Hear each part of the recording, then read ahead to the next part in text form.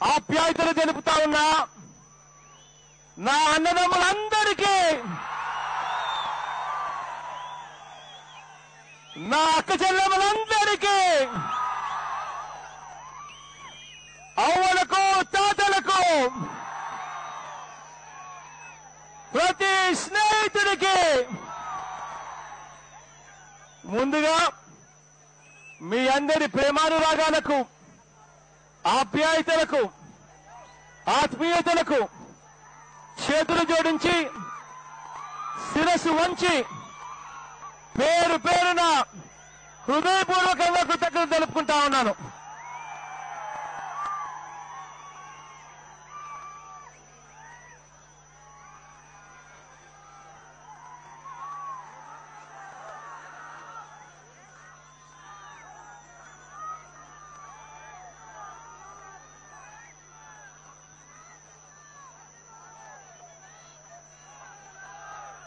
ఈరోజు ఇడుపులపాయలో ఇవాళ మన అందరి మహానేత, మనందరి ప్రియతమ నాయకుడు రాజశేఖర రెడ్డి గారు, నాన్నగారు ఇవాళ ఇదే ఇడుపులపాయలో మన కళ్ళ ముందరనే కనిపిస్తా ఉన్నాడు. ఆ దివంగత నేతకు, నాన్నగారికి మరణం లేదు. కారణం ఏమిటో తెలుసా?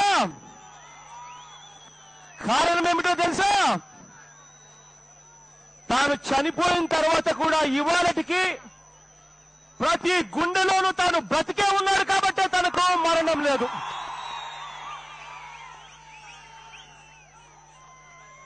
ఒక్కొక్కసారి రాజకీయాల కోసం చంద్రబాబు నాయుడు గారి దగ్గర నుంచి మొదలుకొని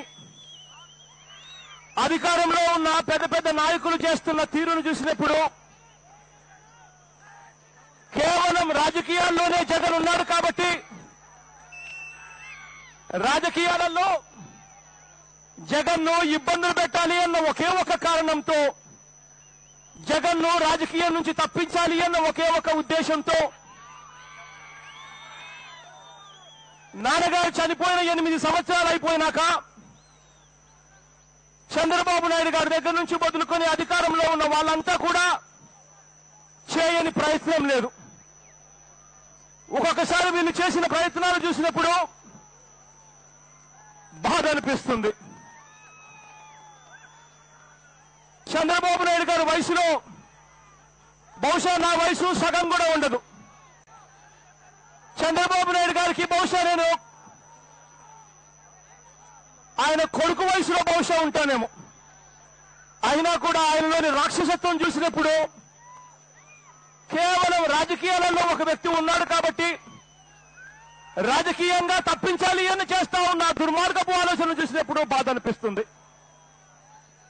కానీ ఆ బాధల్లో నుంచి మనసుకు ఊరట ఎక్కడ కలిగిస్తుందో తెలుసా? ఊరట వచ్చేది నాన్నగారు 8 సంవత్సరాల కిందట తాను చనిపోతూ నాకు ఇట్టిపోయే ఇంత పెద్ద కుటుంబాన్ని చూసినప్పుడే నాకు ఊరట వస్తుంది.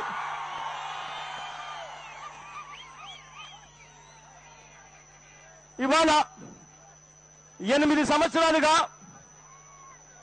ప్రభుత్వంలో ఉన్న పెద్దలతో పోరాటం చేస్తా ఉన్నాం. రాజకీయంగా మనల్ని తొలగించేందుకు వాళ్ళు చేయని ప్రయత్నాలు లేవు. అయినా కూడా నేను నడిచిన ఈ ప్రతి అడుగులోనూ నీకు మేమంతా తోడుగా ఉన్నాము అని చెప్పి మీరు భరోసా ఇచ్చారు కాబట్టి, మీరు ధీమా ఇచ్చారు కాబట్టి ఇవాళ చంద్రబాబు నాయుడు గారి గుండెల్లో కూడా రైళ్లు పరిగెట్టే పరిస్థితి ఇవాళ వస్తా ఉంది.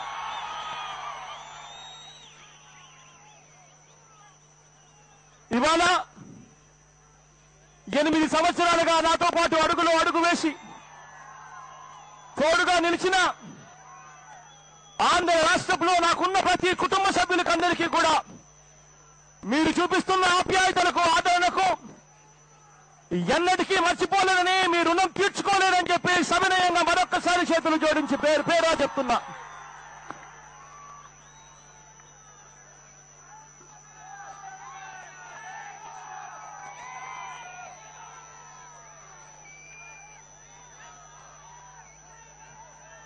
బాబు గారి పరిపాలన వచ్చి దాదాపుగా 4 సంవత్సరాలు అవుతా ఉంది. ఈ 4 సంవత్సరాలలో ఒక్కసారి ఆంధ్ర రాష్ట్రంలో జరుగుతా ఉన్న పరిపాలన ఒక్కసారి చూడండి.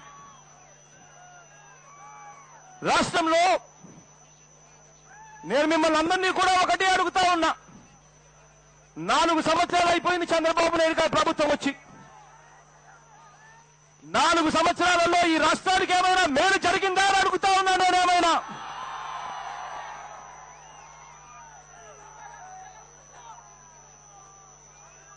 నాలుగు సంవత్సరాలు అయిపోయింది చంద్రబాబు నాయుడు గారి ప్రభుత్వం వచ్చి. చంద్రబాబు నాయుడు గారి పరిపాలనతో ఏ ఒక్క కుటుంబమన్నా సంతోషంగా ఉందా అని అడుగుతా ఉన్నా నేనేమైనా.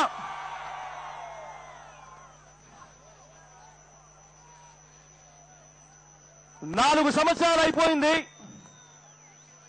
దగ్గర చంద్రబాబు నాయుడు గారి పరిపాలన వచ్చి. ఈ దాదాపుగా ఈ 4 సంవత్సరాల కాలంలో ప్రజల గుండెల్లో మర్చిపోలేని పాలన ఏది తాను ఇవ్వలేకపోయాడు కాబట్టి ఇవాళ చంద్రబాబు నాయుడు గారి పాలనలో ఇవాళ గ్రామ స్థాయి నుంచి రాజధాని వరకు చంద్రబాబు నాయుడు గారి పాలనలో చేయని అక్రమాలు లేవు, చేయని అరాచకాలు లేవు. ఇవాళ నేను అడుగుతా ఉన్నాను, ఇటువంటి దారుణమైన చంద్రబాబు నాయుడు గారి పాలనలో పూర్తిగా రైతులందరూ కూడా నష్టపోయిన పరిస్థితిలో ఉండగా, రైతుల దగ్గర నుంచి మొదలుకొని అక్క చెల్లెమ్మల నుంచి మొదలుకొని అవ్వ తాతల నుంచి మొదలుకొని చదువుకుంటున్న ప్రతి పేద పిల్లాడి దాకా కూడా, ఉద్యోగం వెతుకుతున్న ప్రతి పిల్లాడి దాకా కూడా ఇవాళ ప్రతి నోటా కూడా ఇవాళ వినిపిస్తా ఉన్నది ఏమిటంటే, చంద్రబాబు నాయుడు గారంత మోసగాడు దేశ చరిత్రలో ఎవరు ఉండరు అని చెప్పే మాట ఇవాళ వినిపిస్తా ఉంది. ఇవాళ ఈ మోసాలలో రైతులు ఆత్మహత్యలు చేసుకుంటా ఉన్న పరిస్థితులు, చేనేతలు ఆత్మహత్యలు చేసుకుంటా ఉన్న పరిస్థితులు ఈ మోసానికి గురై, ఇటువంటి పరిస్థితుల్లో ఉన్న ప్రజలకు భరోసా ఇవ్వడం కోసం ఈ పాదయాత్రను మొదలుపెట్టాం. ఇవాళ ఈ పాదయాత్రలో 13 జిల్లాల పాటు దాదాపుగా 3000 కిలోమీటర్ల పైసలకు జరుగుతా ఉన్న ఈ పాదయాత్రలో ప్రతి ప్రాంతము తగులుతాం, ప్రతి సామాజిక వర్గాన్ని కలుస్తాం. వాళ్ళు కలుస్తూ ఉన్నప్పుడు, వాళ్ళు చెప్తూ ఉన్నప్పుడు వాళ్ళ కష్టాలతోనూ నష్టాలతోనూ మమేకమై వాళ్ళ కష్టాలను నష్టాలను తీర్చడానికి ఏమేం చెయ్యాలి అన్న ఆలోచనలతో నా అడుగులు ముందుకు వేస్తాను. కొద్ది రోజుల కిందట పిరినిలో నవరత్నాలను ప్రకటించాం. ఆ నవరత్నాలను కూడా మెరుగుపరిచేందుకు, ఆ నవరత్నాలను ఇంకా మెరుగ్గా చేసేందుకు మీరేమైనా సలహాలు ఇస్తే ఈ 3000 కిలోమీటర్లలో ఆ సలహాలు కూడా తీసుకుంటాను అని చెప్పి మీ అందరికీ కూడా తెలియజేస్తా ఉన్నాను. ఈ పాదయాత్ర ముఖ్య ఉద్దేశం ఏమిటి అనంటే, చంద్రబాబు నాయుడు గారు మాత్రం మోసం చేసే పాలన కాదు మంది. మేనిఫెస్టో అన్నది ఆఫీసుల్లో కూర్చొని తయారు చేసే విధంగా కాకుండా, మేనిఫెస్టో అనేది ప్రజల దగ్గర నుంచి ప్రజల దిద్దిన మేనిఫెస్టోగా రావాలి అన్న ఆరాటం ఈ పాదయాత్ర ముఖ్య ఉద్దేశం. ఇవాళ చంద్రబాబు నాయుడు గారు మాదిరిగా మనం మోసాలు చేయలేం. చంద్రబాబు నాయుడు గారు ఎన్నికలప్పుడు ఇచ్చిన మేనిఫెస్టో ఇవాళ నెట్లోకి వెళ్లి చంద్రబాబు నాయుడు గారు తెలుగుదేశం మేనిఫెస్టో అని చెప్పి బటన్ నొక్కితే ఆ మేనిఫెస్టో, ఆ ఎన్నికల ప్రణాళిక 2014ది ఎక్కడ కనపడదు. కారణం ఏమిటి తెలుసా? ఆ మేనిఫెస్టో కనపడింది అంటే చంద్రబాబు నాయుడు కాళ్ళను పట్టుకుంటారు ప్రజలంతా, కాబట్టి ఆ మేనిఫెస్టో ఎక్కడా కూడా కనపడకుండా పోతా ఉంది. రాజకీయ నాయకుడు అంటే ఫలానివాడు రాజకీయ నాయకుడు, ఫలానివాడు మా నాయకుడు అని చెప్పి ప్రతి కార్యకర్త సగర్వంగా చెప్పుకునే విధంగా నాయకుడు అనేవాడు ఉండాలి. చంద్రబాబు నాయుడు గారి వైపు ఏదైనా కార్యకర్త చూసినప్పుడు ఏమంటారో తెలుసా? ఈ నాయకుడు మా నాయకుడు కాదు, ఇతను మోసగాడు మా నాయకుడు కాదు అన్న మాట వినిపిస్తుంది. అందుకనే ఎన్నికల ప్రణాళిక వచ్చేసరికి, మేనిఫెస్టో వచ్చేసరికి చంద్రబాబు నాయుడు గారు మాదిరిగా ఇంత బుక్కులు పెట్టాం. కేవలం 2 పేజీలు మాత్రమే మేనిఫెస్టోని తీసుకొస్తాం. 2 పేజీల మేనిఫెస్టో తీసుకొని వచ్చి, ఇది మా మేనిఫెస్టో, ప్రజలు ఇచ్చిన మేనిఫెస్టో, ప్రజలు దిద్దిన మేనిఫెస్టో ఇది, దీన్ని ఖచ్చితంగా ఇంప్లిమెంట్ చేస్తాము అని చెప్పి గర్వంగా చెప్పే కార్యక్రమం మేము చేస్తాం. 2019లో గెలిచిన తర్వాత ఆ ఎన్నికల ప్రణాళికలో చెప్పిన ప్రతి పని చేసి, చెప్పినవే కాకుండా చెప్పనివి కూడా చేసి ప్రజల గుండెల్లో స్థానం సంపాదించుకుని మళ్ళీ 2024 వచ్చేసరికి ఇదిగో మా మేనిఫెస్టో, చెప్పినవన్నీ కూడా మేము చేశాం, చెప్పినవే కాదు చెప్పనివి కూడా చేశాము అని చెప్పి గర్వంగా మా మేనిఫెస్టో చూపించి మళ్ళీ ప్రజల దగ్గరికి వచ్చి ఓట్లు అడుగుతాం. ఇవాళ ఆ కార్యక్రమం చేయడం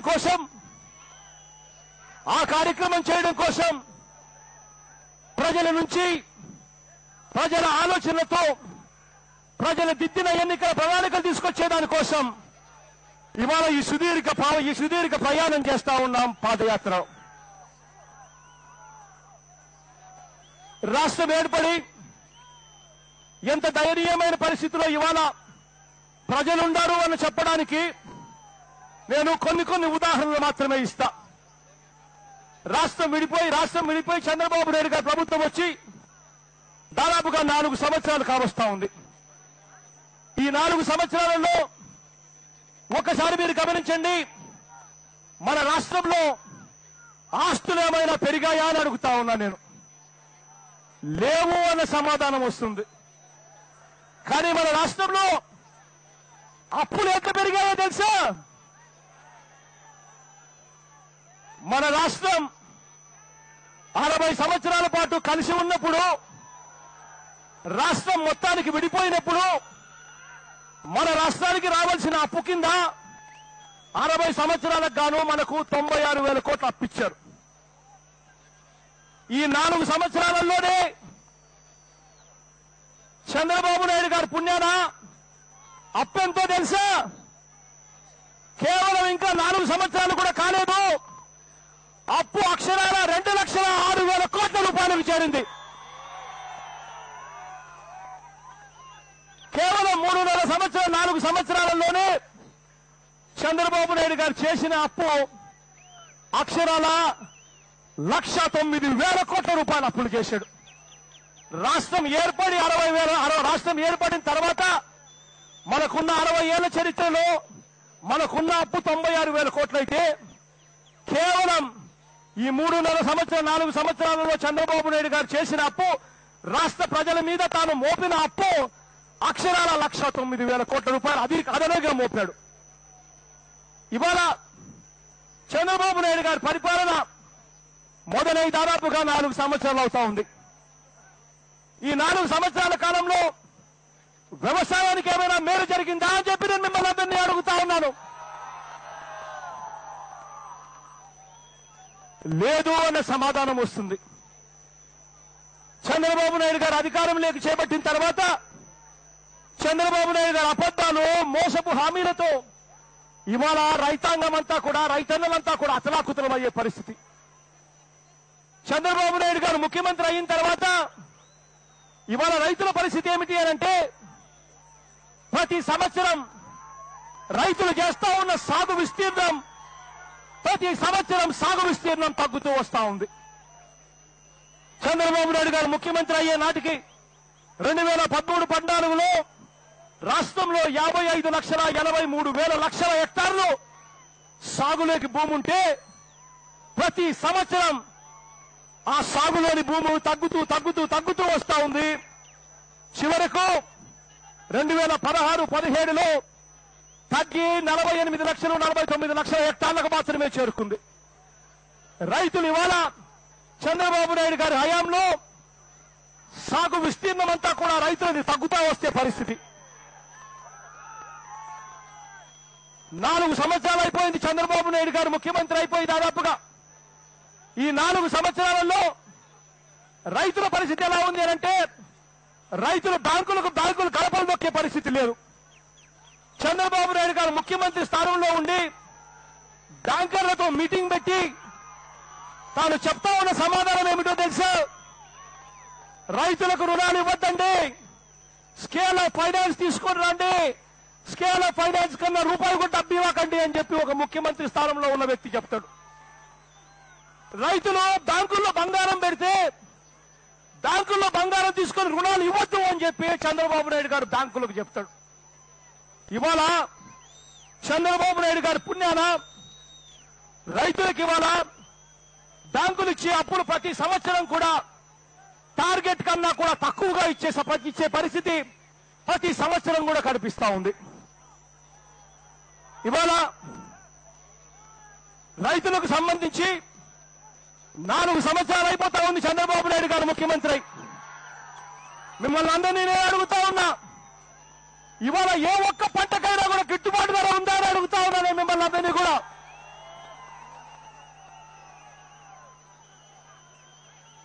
చీనీ పంట వేశారు, చీనీ పంటకి వాళ్ళ రేట్ ఎంత అని అడుగుతా ఉన్నా. ఒమ్ములేదా చీనీ పంట రేట్ ఎంత? 20,000 పలకడంలా గత సంవత్సరం 80,000 పలికింది. ఇవాళ ఏ పంటకు కూడా గిట్టుబాటు ధరలు లేవు. ఉల్లి తీసుకొని పోయి పొలాల్లోనే విడిచిపెట్టే పరిస్థితి, టమాటోలు తీసుకొని వచ్చి రోడ్డు మీద పడేసే పరిస్థితి, మిర్చి వేస్తే మిర్చికి గిట్టుబాటు ధర రాక ప్రతిపక్ష నాయకుడిగా నేనే నిరాహార దీక్ష చేయాల్సి వస్తా ఉన్న పరిస్థితి. ఇవాళ ఏ పంట చూసుకున్నా కూడా కంది, మినుములు, పత్తి, నీ ఇష్టం ఏ పంట తీసుకున్నా కూడా పరిస్థితి ఏమిటి అని అంటే చివరికి పొగాకు రైతులైతే ప్రతి సంవత్సరం పొగాకు ఆక్షన్ హాల్లోకి జగన్ అనే వ్యక్తి ప్రతిపక్ష నాయకుడిగా వెళ్లి ప్రతి సంవత్సరం ధర్నా చేయాల్సి వస్తా ఉంది. 4 సంవత్సరాలుగా ఏ ఒక్క పంటకు కూడా గిట్టుబాటు ధర లేదు. ఏ ఒక్క పంట కూడా చంద్రబాబు నాయుడు గారు హయాంలో గిట్టుబాటు ధర రాక ఇదే చంద్రబాబు నాయుడు గారు ఎన్నికలప్పుడు 5,000 కోట్లతో ధర స్థిరీకరణ నిధి పెడతానన్నాడు.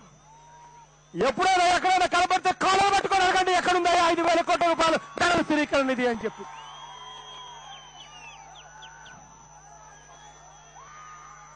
చంద్రబాబు నాయుడు గారు ముఖ్యమంత్రి అయ్యాక రైతులకు ఇన్పుట్ సబ్సిడీలు ఇచ్చే పరిస్థితి లేదు. ఇవాళ ఇదే సంవత్సరమే తీసుకోండి, ఇదే సంవత్సరంలోనే వర్షాల పరిస్థితి చూసాం మనం. ఆగస్టు 9 దాకా చూస్తే రాయలసీమ జిల్లాలలో -22% వర్షం, అనంతపురం జిల్లాలో అయితే -32% వర్షపాతం. అయినా చంద్రబాబు నాయుడు గారు కేబినెట్ మీటింగులు పెట్టాడు. కరువు మండలాల కింద డిక్లేర్ చేయాలన్న ఆలోచన రాదు.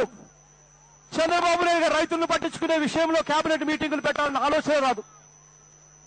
ఇవాళ ఎంత దారుణంగా పరిస్థితి ఉంది అంటే చంద్రబాబు నాయుడు గారు ముఖ్యమంత్రి అయ్యే నాటికి 87,612 కోట్ల రూపాయల రైతులకు వ్యవసాయ రుణాలుంటే ఇదే చంద్రబాబు నాయుడు గారు పూర్తిగా బేషరతుగా మాఫీ చేస్తాను అని అన్నాడు.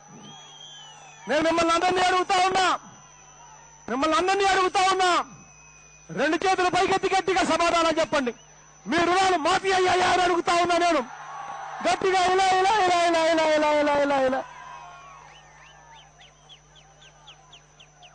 చంద్రబాబు నాయుడు గారు చేసింది ఏమిటో తెలుసా? రైతులకు చంద్రబాబు నాయుడు గారు రాకముందు వరకు రైతులకు 0 వడ్డీకి, పావులా వడ్డీకి రైతులకు రుణాలు అందే పరిస్థితి. చంద్రబాబు నాయుడు గారు ముఖ్యమంత్రి అయిన తర్వాత 0 వడ్డీకి, రైతులకు పావులా వడ్డీకి రుణాలు వస్తున్నాయా అని అడుగుతా ఉన్నా మిమ్మల్ని అందరినీ కూడా.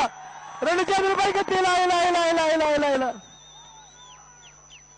కారణం ఏంటంటే సున్నా వడ్డీకి పావుల వడ్డీకి రైతులకు రుణాలు రావాలి అంటే ప్రభుత్వము క్రాప్ లోన్స్ మీద బ్యాంకులకు 4% వడ్డీ చెల్లించాలి. అంటే క్రాప్ లోన్స్ దాదాపుగా 50,000 కోట్ల రూపాయలు సంవత్సరానికి సగటును వేసుకున్నా కూడా సంవత్సరానికి 2,000 కోట్ల రూపాయలు సగటును ఇవ్వాలి. అటువంటిది 4 ఏళ్లకు రైతుల జేబులో నుంచి చంద్రబాబు నాయుడు గారు జోచేసింది ఎంతో తెలుసా? 50,000 కోట్లు ఇంటూ 4% అంటే సంవత్సరానికి 2,000. 4 ఏళ్లకు 8,000 కోట్ల రూపాయలు రైతులకు ఇవ్వాల్సింది పూర్తిగా ఎగరగొట్టేశాడు. 2013-14 సంబంధించిన దాదాపుగా 2,300 కోట్ల ఇన్పుట్ సబ్సిడీ పూర్తిగా ఎగరగొట్టేశాడు. ఒకవైపున రైతుల జోబీల్లో నుంచి ఎడం చేత్తో రైతుల జోబీల్లో నుంచి లూటీ చేస్తా ఉన్నాడు, పిక్ పాకెట్ చేస్తా ఉన్నాడు. రెండో వైపున ఏం చేస్తున్నాడు? ఇట్లా కుడి చేత్తో ఇలా పోజు కొడతాడు.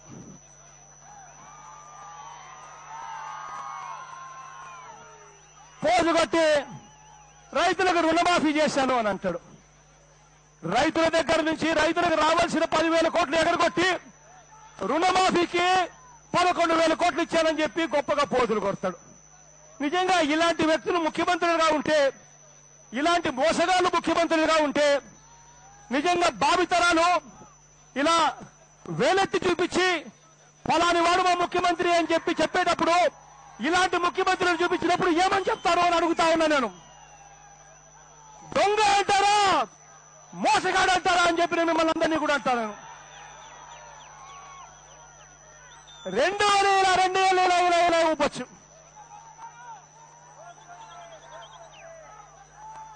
చంద్రబాబు నాయుడు గారి పుణ్యాన 4 సంవత్సరాల తెలుగుదేశం పార్టీ పరిపాలనలో ఒకసారి రాజధాని ప్రాంతం చూడండి, ఆంధ్ర రాష్ట్రాన్ని చూడండి.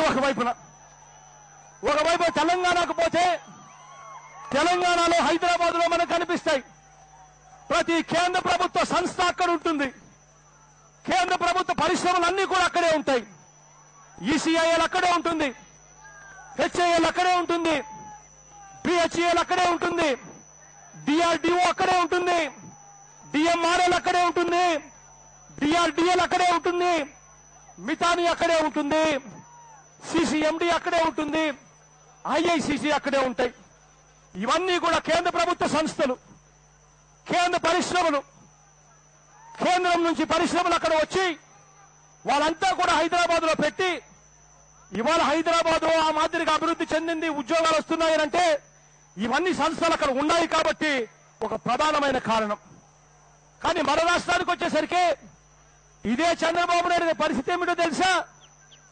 అవేమి పెట్టమని చంద్రబాబు నాయుడు గారు అడగరు. ఉద్యోగాలు ఇప్పియాలి పిల్లలకు అన్న ఆలోచన చంద్రబాబు నాయుడు గారికి రాదు. రాకపోగా ఇదే చంద్రబాబు నాయుడు గారు రాష్ట్ర విభజన విభజించేటప్పుడు మనకు పరిశ్రమలు పెట్టిస్తామన్నారు. ఇదే కడపలోనే స్టీల్ ఫ్యాక్టరీ పెట్టిస్తామన్నారు. మీకేమైనా కనపడింది అని అడుగుతా ఉన్నా నేను. స్టీల్ ఫ్యాక్టరీ ఇలా ఇలా ఇలా ఇలా ఇలా ఇలా ఇలా ఇలా ఈయన అడగడు. కారణం ఏమిటో తెలుసా? ఈయన అడగడు. కారణం ఏమిటో తెలుసా? ఓటుకు నోట్లు కేసులో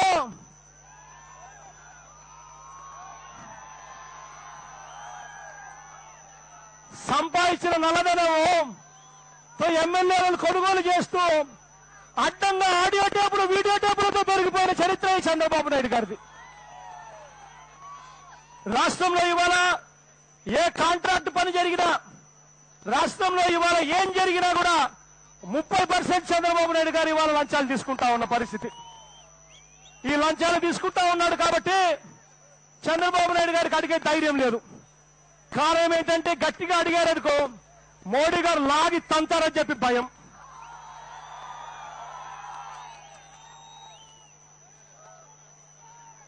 ఇవాళ ఇదే చంద్రబాబు నాయుడు గారు పిల్లలకు ఉద్యోగ అవకాశాలు రావాలి అనంటే అది జరిగేది ఎప్పుడు జరుగుతుంది? చంద్రబాబు నాయుడు గారు సుందర ముఖార విందాన్ని చూసేవాడు పారిశ్రామికవేత్తలు రారు. పారిశ్రామికవేత్తలు ఎప్పుడు వస్తారో తెలుసా? పరిశ్రమ పెట్టినప్పుడు, లేదా హోటల్ పెట్టినప్పుడు, లేదా హాస్పిటల్ కట్టినప్పుడు, ఆ హాస్పిటల్ కానీ ఆ హోటల్ కానీ ఆ పరిశ్రమకు ఇన్కమ్ ట్యాక్స్ కట్టాల్సిన పని లేదు అని అంటే అప్పుడు పారిశ్రామికవేత్తలు వచ్చి పరిశ్రమలు పెడతారు.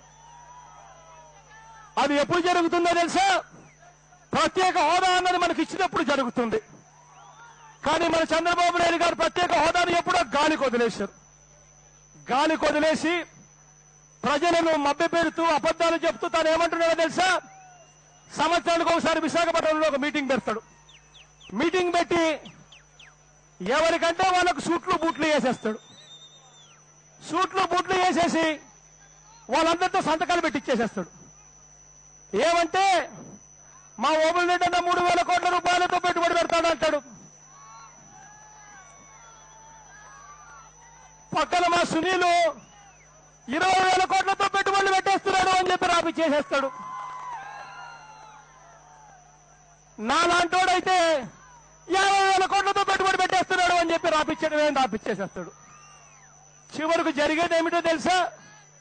నేను అడుగుతా ఉన్నా, చంద్రబాబు నాయుడు గారు 26 లక్షల కోట్ల రూపాయలకు సంబంధించిన పెట్టుబడులు వస్తున్నాయని చెప్పి విశాఖపట్నంలో జరిగిన పార్ట్నర్షిప్ సమిట్లలో చెప్పాడు. నేను అడుగుతా ఉన్నా, 26 లక్షల కథ దేవుడు ఎరుగు, కనీసం ఎక్కడన్నా 10,000 కనిపించిందని అడుగుతా ఉన్నా. నేను పరిశ్రమలు ఎక్కడన్నా కనిపించాయని అడుగుతా ఉన్నా. ఇలా ఇలా ఇలా ఇలా ఇలా ఇలా ఇలా ఇలా ఇలా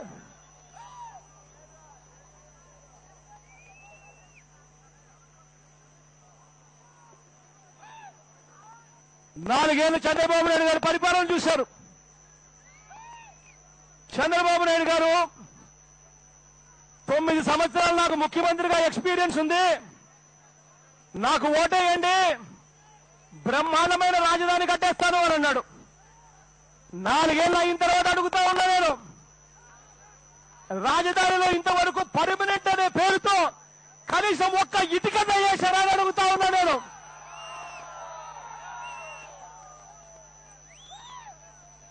చంద్రబాబు నాయుడు గారు కొత్త సినిమా రిలీజ్ అయినప్పుడు 4 ఏళ్లలో 4 సినిమాలు రిలీజ్ అవుతాయి. చంద్రబాబు నాయుడు గారు ఏ సినిమా రిలీజ్ అయినప్పుడు ఆ సినిమా చూస్తాడు. చూసి బాహుబలిలో సెట్టింగ్ బాగుంది, రాజధాని అదుగో అని చెప్పేస్తాడు.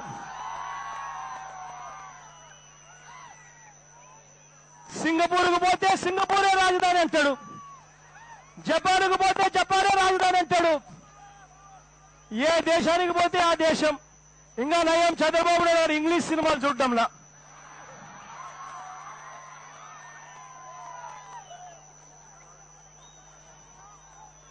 నాలుగు సంవత్సరాలలో చంద్రబాబు నాయుడు గారు చేసింది ఏమిటో తెలుసా? రైతుల దగ్గర నుంచి బలవంతంగా భూములు రాక్కోవడం. చంద్రబాబు నాయుడు గారు చేసింది ఏమిటో తెలుసా? ఈ 4 సంవత్సరాల్లో ఆ రైతులను కూడా మోసం చేయడం. ఎక్కడైనా రాజధాని వస్తుంది అంటే రాజధాని పలాని ప్రాంతంలో వస్తుంది అని చెప్పి ముందే చెప్తారు. అక్కడ రైతులకు మేలు జరగాలి అని చెప్పి ఏ ముఖ్యమంత్రి అయినా ఆరాటపడతాడు. కానీ మన చంద్రబాబు నాయుడు గారు ఏం చేశారో తెలుసా? రాజధాని ఇక్కడ వస్తా ఉంది అంటే ఇక్కడ వస్తా ఉంది అని చెప్పడు, అక్కడెక్కడో వస్తా ఉంది అని చెప్పి అలా అలా చూపించాడు. నాగార్జున యూనివర్సిటీ దగ్గరనో నూజుబీడి ప్రాంతంలోనూ చూపించాడు. పాపం అందరూ కూడా పోయి అక్కడ భూములు కొనుక్కున్నారు రైతులకు డబ్బులు ఇచ్చి. తన బినామీలు మాత్రం చంద్రబాబు నాయుడు గారికి ఎక్కడ రాజధాని పెడతా ఉన్నారో తెలుసు కాబట్టి కరెక్ట్ గా అదే ప్రాంతంలో రైతుల దగ్గర నుంచి తక్కువ రేటుకు చెనిక్కాయలకు బెల్లాలకు భూములు కొనుక్కున్నారు. కొనుక్కున్న తర్వాత అయిపోయిన తర్వాత రాజధాని అక్కడ కాదు ఇక్కడ అని చెప్పి చంద్రబాబు నాయుడు గారు చెప్పారు. రైతుల మీద ప్రేమనా ఇది అని అడుగుతా ఉన్నానే చంద్రబాబు నాయుడు గారిని. ఆ తర్వాత ఏం చేశారో తెలుసా? చంద్రబాబు నాయుడు గారు తన బినామీల భూములకు రేట్లు రావాలని చంద్రబాబు నాయుడు గారు ఏం చేశారో తెలుసా? తన బినామీల భూములు మాత్రం వదిలేసి చుట్టుపక్కల మిగతా భూములన్నీ కూడా లాక్కోవడం మొదలుపెట్టాడు. పాపం రైతులకు ఇష్టం లేకపోయినా కూడా రైతుల భూములు బలవంతంగా ఇచ్చేయాల్సిన పరిస్థితి. కానీ తనకు సంబంధించిన బినామీలు మాత్రం అక్కడే బ్రహ్మాండంగా ప్లాట్లు వేసి బ్రహ్మాండంగా ఫ్లాట్లు చేసి కడతా ఉన్నారు.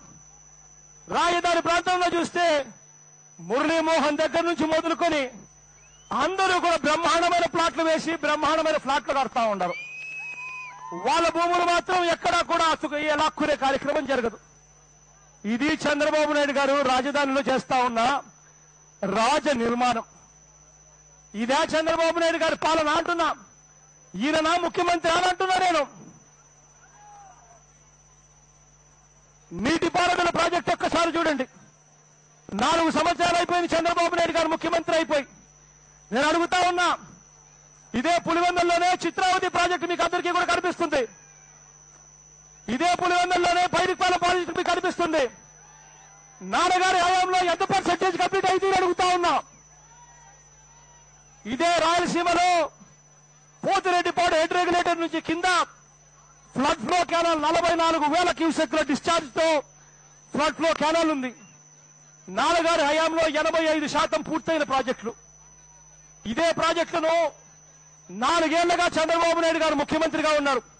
5 ఏళ్లలో నాన్నగారు 85% పూర్తి చేస్తే చంద్రబాబు నాయుడు గారు 4 ఏళ్లలో 15% కూడా పూర్తి చేయకోకుండా లంచాలు తీసుకునే కార్యక్రమాలు మొదలుపెట్టాడు.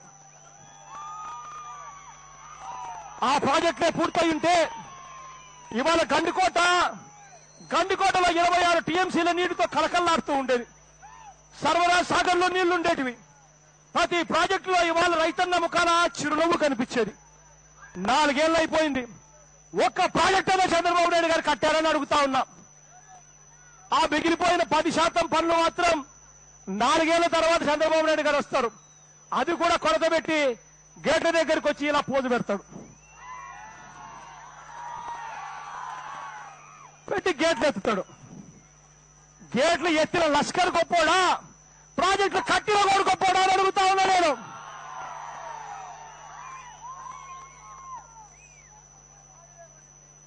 నాలుగేళ్లుగా చూస్తా ఉన్నాం ఈ రాష్ట్రంలో చట్టం న్యాయం ఏమైనా ఉన్నాయా అని అడుగుతా ఉన్నా మిమ్మల్ని అందరినీ కూడా నేను. చట్టసభలో చట్టాన్ని కాపాడవలసిన వాళ్ళు ఎమ్మెల్యేలు. ఆ ఎమ్మెల్యేలను సంతలో గొర్రెలు కొద్దిట్టుగా కొంటా ఉన్నారు.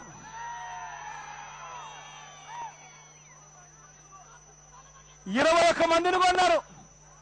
కొనిన తర్వాత వాళ్ళని డిస్క్వాలిఫై చేయరు, వాళ్ళ చేత రాజీనామా చేయించరు.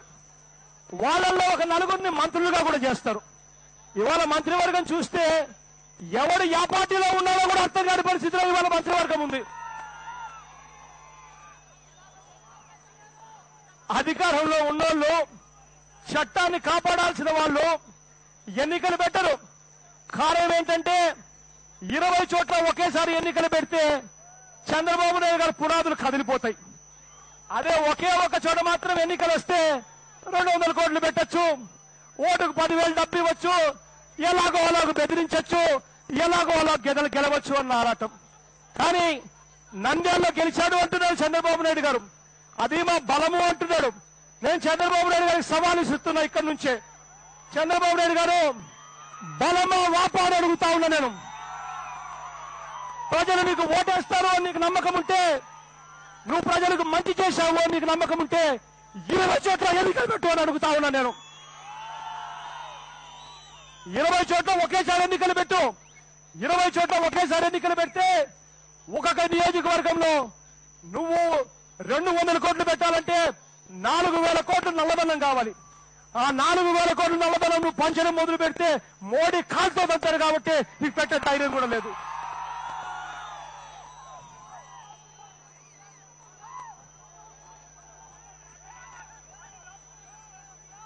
నాలుగేళ్ల చంద్రబాబు నాయుడు గారి పాలనలో ఇవాళ పరిపాలన ఎలా ఉంది అంటే, చంద్రబాబు నాయుడు గారి హయాంలో మొన్నటిదాకా చీఫ్ సెక్రటరీగా ఉన్న ఆయన, మొన్నటిదాకా చంద్రబాబు నాయుడు గారి హయాంలో చీఫ్ సెక్రటరీగా ప్రతి సంతకం చేసిన ఆయన, చీఫ్ సెక్రటరీగా చంద్రబాబు నాయుడు గారు పెట్టిన ప్రతి సంతకాన్ని చీఫ్ సెక్రటరీగా ఆయన ఒప్పుకోకుండా చంద్రబాబు నాయుడు గారు నిలదీసిన ఆయన ఇవాళ చంద్రబాబు నాయుడు గారి హయాంలో జరుగుతా ఉన్న స్కాముల మీద రోజుకొక స్కామ్ రిలీజ్ చేస్తా ఉన్నాడు.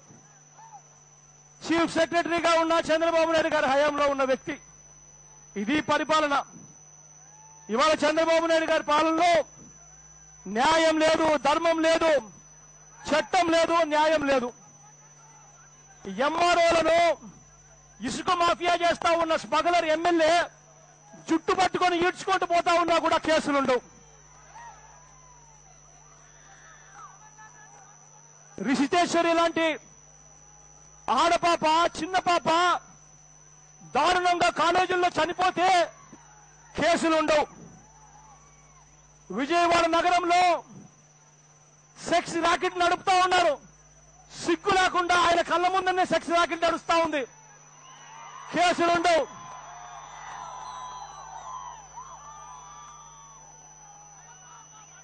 ఇవాళ చంద్రబాబు నాయుడు గారి పాలనలో ఉద్యోగస్తులు కూడా ఎవరు సంతోషంగా లేరు. 50 ఏళ్లకే ఉద్యోగస్తులు తొలగిస్తాడట. 50 ఏళ్లకే ఉద్యోగస్తులు తొలగించాలని ఇదే చంద్రబాబు నాయుడు గారు సెక్రటేరియట్ లో 5 జీవోలు తయారు చేసేదానికి ప్రొసీడింగ్స్ ఇనిషియేట్ చేశారు.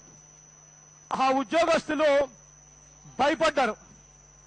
సాక్షి పేపర్లో ఆధారాలతో సహా 50 సంవత్సరాలకే ఉద్యోగస్తులను, గవర్నమెంట్ ఉద్యోగస్తులను తొలగిస్తున్నారు అని వార్తలు వచ్చాయి. వార్తలు వస్తే చంద్రబాబు నాయుడు గారు ఏం చేశారో తెలుసా? మంత్రులు ఆయన అబ్బే తొలగించడం లేదు అని చెప్పి అబద్దాలు చెప్పారు. ఆ తర్వాత ఏం చేశారో తెలుసా? ఆ జీవో ప్రొసీడింగ్స్ పేపర్లోకి ఎలా వచ్చాయి అని 2 గవర్నమెంట్ ఎంప్లాయీస్, సెక్రటేరియట్ లో ఉన్న ఎంప్లాయీస్ సస్పెండ్ చేశాడు. నేను అడుగుతా ఉన్నా, నువ్వు చేసింది వెనపని కాదా అంటూ అడుగుతుందా? సస్పెండ్ చేయడం తరమేనా అని అడుగుతా ఉన్నా నేను.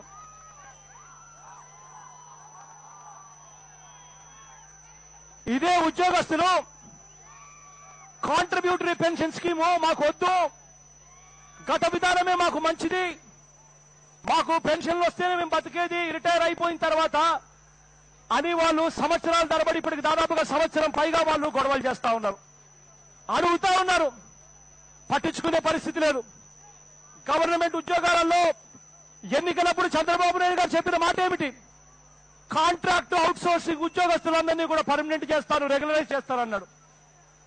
అధికారంలోకి వచ్చిన తర్వాత ఏం చేశాడు?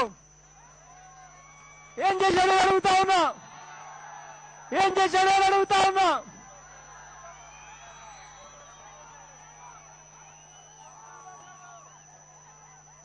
జాబు రావాలి అని అంటే బాబు రావాలి అని ఆ రోజు అన్నాడు. ఇవాళ జాబు రావాలి అంటే బాబు పోవాలి అన్న నినాదం ఇవాళ ముందుకు రావాలి.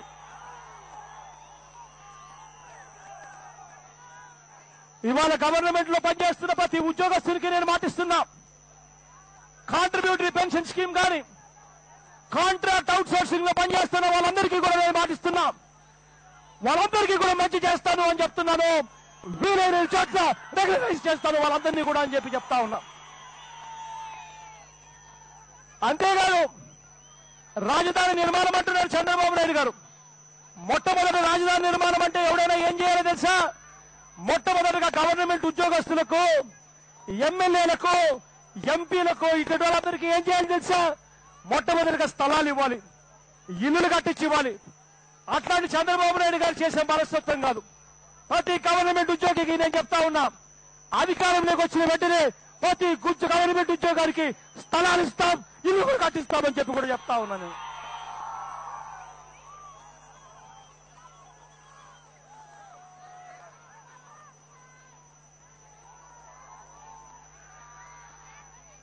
చంద్రబాబు నాయుడు గారి హయాంలో 4 సంవత్సరాల చంద్రబాబు నాయుడు గారి హయాంలో ఇంటికో ఉద్యోగం అన్నాడు, మోసం చేశాడు.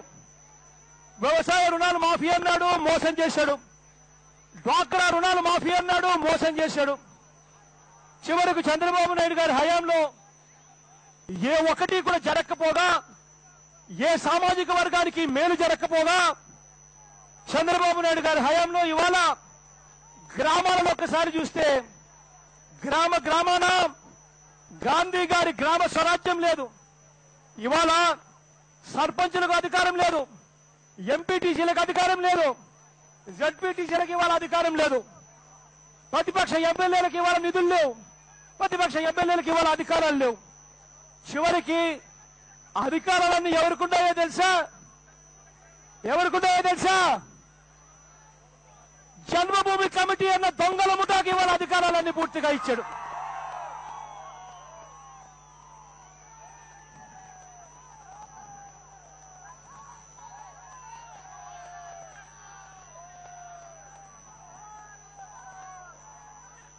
ఈ దొంగల ముఠాను చూసినప్పుడు, గ్రామాలలో దొంగల ముఠాను చూసినప్పుడు నాకేం గుర్తుకొస్తుందో తెలుసా? దేవరకొండ బాలగంగాధర్ తిలక్ గారు అన్న మాటలు గుర్తుకొస్తాయి. ఆయన ఏమన్నాడో తెలుసా? గజానికి ఒక గాంధారి కొడుకు గాంధీ గారి దేశంలో అన్నాడట. గజానికి ఒక గాంధారి కొడుకు గాంధీ గారి దేశంలో అని చెప్పి తిలక్ గారు అన్నారు. నిజంగా ఇవాళ జన్మభూమి కమిటీలు చూస్తే తెలుగుదేశం పార్టీ పుణ్యాన మన గ్రామంలో ఇవాళ అదే పరిస్థితి. ఇసుక దోపిడీ, ఇసుక మాఫియా, పెన్షన్ల మాఫియా, రేషన్ కార్డుల మాఫియా, ఇల్లు ఇవ్వకపోయినా ఇల్లు ఇస్తామని చెప్పి ఇళ్లలో లంచాలు తీసుకుంటా ఉన్న మాఫియా, బ్రాందీ షాపుల గ్రామంలో మాఫియా, చివరికి ఉపాధి హామీ పనులు కూడా వాళ్ళకు సంబంధించిన వాళ్ళకు మాత్రమే ఇచ్చి దానిలో నుంచి కూడా 30% లంచాలు తీసుకుంటా ఉన్న మాఫియా జరుగుతా ఉంది వాళ్ళ గ్రామాలలో. 3 ఏళ్లుగా జరుగుతా ఉన్న మాఫియా సామ్రాజ్యం చంద్రబాబు నాయుడు గారిది. ఇవాళ చివరికి నేను ఒకటే ఒక మాట చెప్తున్నా. ఆ ఒకటే మాట ఏమిటో తెలుసా?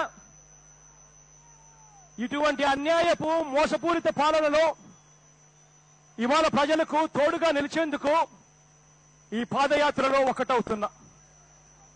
మీరు చెప్పే ఆలోచనలతో, మీరిచ్చే ఆలోచనలతో, నవరత్నాలలో కూడా మీరిచ్చే ఆలోచనలతో మార్పులు చేస్తాం. బ్రహ్మాండమైన మేనిఫెస్టో, ప్రజలు మన్నలు పొందే మేనిఫెస్టో మీ దాకా తీసుకొస్తా. తీసుకొని వచ్చి మీ అందరి చేత నాన్నగారు ఎంతటి గొప్పవాడు, జగన్ కూడా అంతే మంచోడు అని చెప్పి మీ అందరితో కూడా అనిపించుకునే కార్యక్రమం చేస్తాను.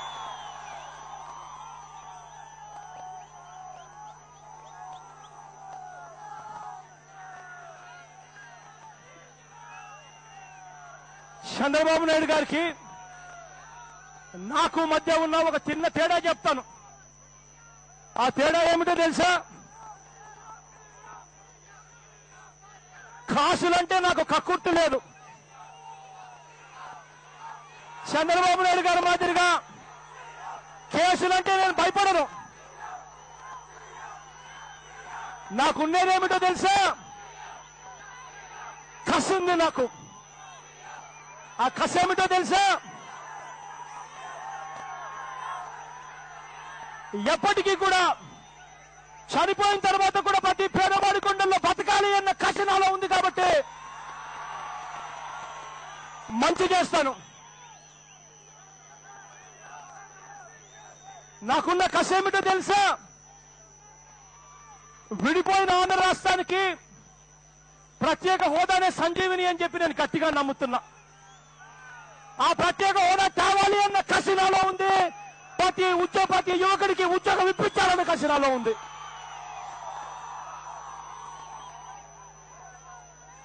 నాలో ఉన్న కసి ఏమిటో తెలుసా? రైతులకు మళ్లీ వ్యవసాయం పండుగ చేయాలి అన్న కసి నాలో ఉంది అన్నది నా కసి. నా కసి ఏమిటో తెలుసా? అధికారంలోకి వచ్చిన తర్వాత 3-4 సంవత్సరాల్లో మద్యపానాన్ని పూర్తిగా తీసేయాలని, ప్రతి ఇంట్లోనూ కుటుంబంలో ఆప్యాయతలు పెంచాలి అన్నది నా కసి అని చెప్పి నేను చెప్తా ఉన్నా. ఇవాళ నాకున్న కసి ఏమిటో తెలుసా? ఇవాళ చదువుకోలేని పరిస్థితిలో ఉన్నాడు. బీదలు ఇంజనీరింగ్ ఫీజులు చూస్తే ₹1,00,000 దాటుతా ఉన్నాయి. ఫీజు రీఇంబర్స్మెంట్ ద్వారా ఇచ్చేది ఎంత అంటే 35,000 రూపాయలు. మిగిలిన 65,000 రూపాయలు తేలేక ఇవాళ చదువులు ఆపేస్తున్న పరిస్థితి. నాకున్న కసి ఏమిటో తెలుసా? మళ్ళీ చదువుల విప్లవం తీసుకొని రావాలి. ప్రతి పేదవాడిని చదివించాలి. చదివించి డాక్టర్లు చేయాలి, ఇంజనీర్లు చేయాలి, కలెక్టర్ వంటి పెద్ద పెద్ద చదువులు చదివించాలి. నాకున్న కసి అది. నాకున్న కసి ఏమిటో తెలుసా? ప్రతి పేదవాడికి మంచి చేయాలి. ఎంతగా మంచి చేయాలి అంటే, నేను వెళ్ళిపోయిన తర్వాత కూడా ప్రతి ఇంట్లో నా ఫోటో ఉండాలి, నా ఫోటో పాటు పక్కన. అంతగా మంచి చేయాలన్న కసి.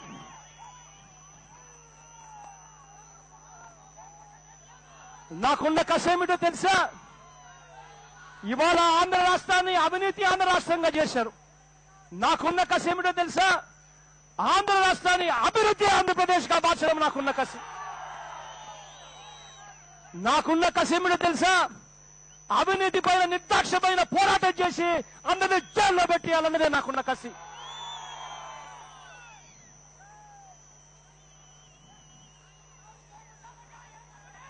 ఇవాళ ఇటువంటి పరిస్థితుల్లో చంద్రబాబు నాయుడు గారి వల్ల పూర్తిగా నష్టపోయిన ప్రజలకు భరోసాలు ఇస్తూ ముందడుగు వేస్తా ఉన్న ఈ అడుగుల్లో మీ అందరి చల్లని దీవెనలు కావాలి. మీ అందరి చల్లని ఆశీస్సులు కావాలి. మీ అందరి చల్లని దీవెనలు, చల్లని ఆశీస్సులతో దేవుడు ఆశీర్వదించి మీరంతా దీవిస్తే 1 సంవత్సరంలో మళ్ళీ మన ప్రభుత్వం వస్తుంది అని చెప్పి మీ అందరికీ కూడా చెప్తా ఉన్నా.